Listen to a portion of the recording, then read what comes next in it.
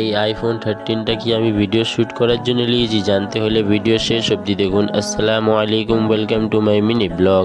আজকে তাড়াতাড়ি ঘুম থেকে উঠে পড়লাম, কেন আজকে আমাদের এই ঘর থেকে সব সামানপত্র নতুন ঘরে যাবে গাইজ। তাই জন্য আমরা বাজারে এসে পুরি কিনে নিলাম।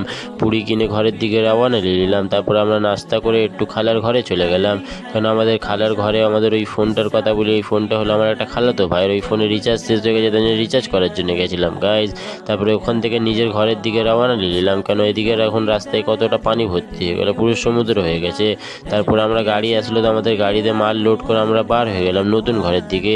তারপরে ওখানে তেল কম ছিল, তো আমরা পেট্রোল পাম্পে দাঁড়িয়ে তেলও নিয়ে নিলাম। এইটা হলো আমাদের নতুন ঘরে যাওয়ার রাস্তা গাইজ। তারপরে আমরা নিজের নতুন ঘরে যে মাল ফাল সব খালি করে নিজের পুরাতন ঘরে আসছি, তো দেখলাম আমাদের শ্যামপুর মোড়ে কি যে ঝামেলা বেঁধে গেল।